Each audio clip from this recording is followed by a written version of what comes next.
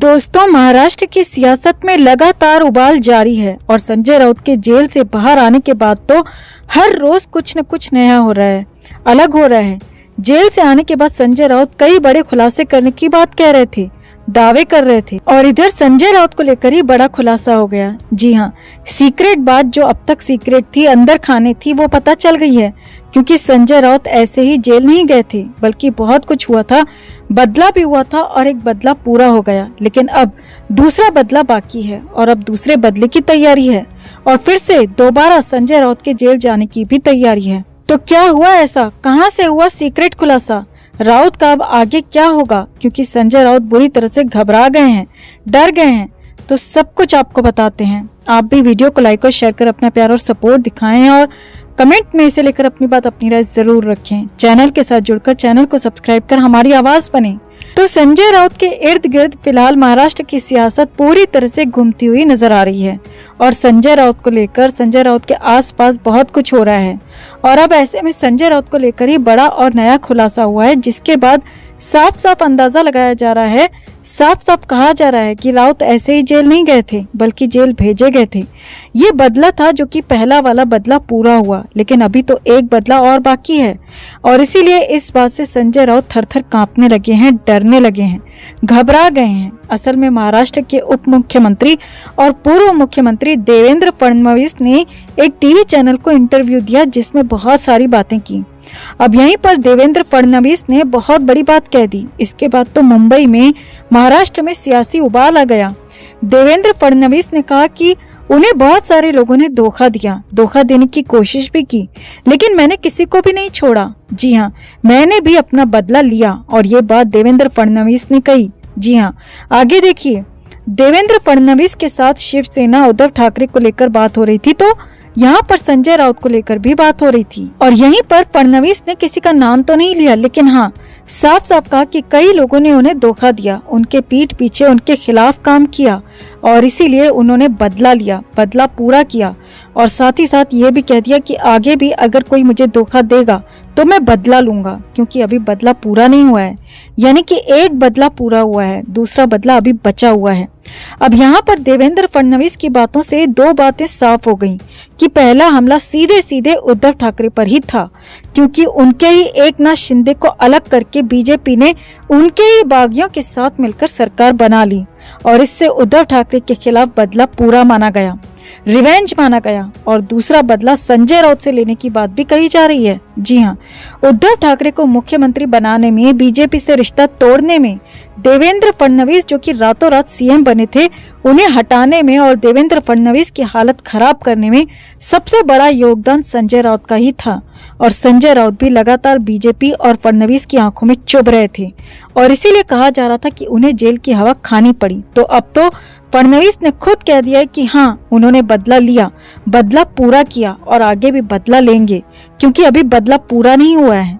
अब हालात इतने ज्यादा खराब हो गए कि संजय राउत से जब फडणवीस के इस बयान पर रिएक्शन मांगा गया तो खुद संजय राउत घबरा गए। जी हाँ, अक्सर ताबड़तोड़ तीखा बोलने वाले संजय राउत यहाँ बैकफुट पर नजर आए, क्योंकि वो शायद डर गए हैं कि कहीं और कुछ उनके साथ उल्टा ना हो जाए। फडणवीस ने तो साफ कहा है कि वो फिर से बदला लेंगे, बदला पूरा करेंगे। तो संजय राउत को अपने जेल जाने का डर शायद फिर से सताने लगा होगा, तो इसीलिए तो संजय राउत ने कह दिया, महाराष्ट्र की सियासत का ये कल्चर नहीं है, यहाँ बदला नहीं लिया जाता है, यहाँ एक साथ रहकर आगे बढ़ा जाता है, काम किया जाता है। अब यहाँ पर राउत के विरोधी कहने लगे हैं कि अब संजय राउत को डर लग गया है, क्योंकि अब इसीलिए एक साथ चलने की बात कर रहे हैं, जबकि इससे पहले तो वो ताबड़तोड़ विरोध की बात करते थे, अकेले चलने की बात करते थे।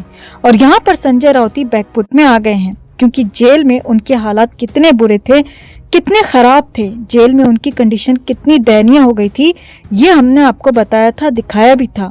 और इसीलिए अब वो दोबारा से जेल नहीं जाना चाहते, लिहाजा संजय राउत की हालत खराब है, डर के मारे वो घबराने लगे हैं। ये संजय राउत के विरोधियों का कहना है। अब ऐसे में साफ दिख रहा है कि संजय राउत को लेकर जो बातें कही जा रही थी कि उन्हें खास मकसद से जेल पहुंचाया गया, तो यहाँ पर वो साफ साफ होती दिख रही हैं, क्योंकि यहाँ पर फडणवीस ने खुद मान लिया कि हाँ, बदला तो लिया गया, आगे भी बदला लेंगे। लेकिन इसके बाद संजय राउत का डर भी हैरानी भरा है। जो साफ साफ यहाँ पर उनकी आंखों में नजर आने लगा है। तो क्या वाकई संजय राउत सलाखों के पीछे जेल भेज दिए जाएंगे, या फिर यहाँ संजय राउत या शिवसेना को सिर्फ डराया जा रहा है? कमेंट में इसे लेकर आप भी अपनी बात, अपनी राय जरूर रखें और वीडियो को लाइक और शेयर कर अपना प्यार और सपोर्ट भी जरूर दिखाएं। तो संजय राउत जेल से बाहर हैं और जेल से बाहर ही रहना चाहते हैं। अब दोबारा जेल जाना नहीं चाहते हैं और इसके लिए राउत कुछ भी कर गुजरने को तैयार हैं, कुछ भी करने के लिए रेडी हैं। लेकिन इस बीच संजय राउत ने कुछ ऐसा कह दिया जिससे एक भूचाल तो आ गया, जल्दी दूसरा भूचाल भी आ सकता है। जी हाँ, ऐसा ही कुछ हो रहा है, ऐसा ही कुछ नजर आ रहा है। तो सिलसिलेवार तरीके से आपको बताते हैं, समझाते हैं। सूत्रों के हवाले से खबर आई है कि इस बीच अचानक संजय राउत दिल्ली पहुंच गए। जी हाँ, रातों रात संजय राउत दिल्ली पहुंचे। रातों रात इसीलिए कहा जा रहा है क्योंकि शाम तक संजय राउत मुंबई में ही थे, लेकिन अचानक देर रात दिल्ली के एयरपोर्ट पर संजय राउत को स्पॉट किया गया। फिर वहां से वो गाड़ी में बैठकर चले गए। अब कहानी ये है कि दिल्ली में संजय राउत ने कुछ मुलाकातें भी की हैं, जिन्हें सीक्रेट मुलाकात कहा जा रहा है। और कहा यह भी जा रहा है कि संजय राउत खुद को जेल जाने से बचाने के लिए लाइजनिंग कर रहे हैं, बातें कर रहे हैं, और ऐसी खबरें आ रही हैं। असल में गुजरात चुनाव को लेकर सोमवार की देर रात तक अमित शाह अहमदाबाद में थे और फिर उसके बाद देर रात ही अमित शाह भी दिल्ली लौटे और इसी दौरान संजय राउत भी दिल्ली में स्पॉट हुए। जी हाँ, दिन भर संजय राउत दिल्ली में थे, वहीं दिन भर अमित शाह अहमदाबाद में थे। लेकिन रात को दिल्ली संजय राउत पहुंचे और वो भी उसी वक्त के आसपास जबकि अमित शाह पहुंचे थे, और इसीलिए कयासों का बाजार गर्म हो गया है। सूत्रों के हवाले से खबर है कि इसके बाद संजय राउत की कुछ सीक्रेट मुलाकात हुई और कुछ लोगों से उनकी बात हुई है, और माना यह जा रहा है कि कुछ बड़े नेताओं से ये बातचीत हुई है, मुलाकात हुई है, और हो सकता है कि जेल न जाना पड़े इसके लिए बातचीत हुई हो, लाइजनिंग हुई हो।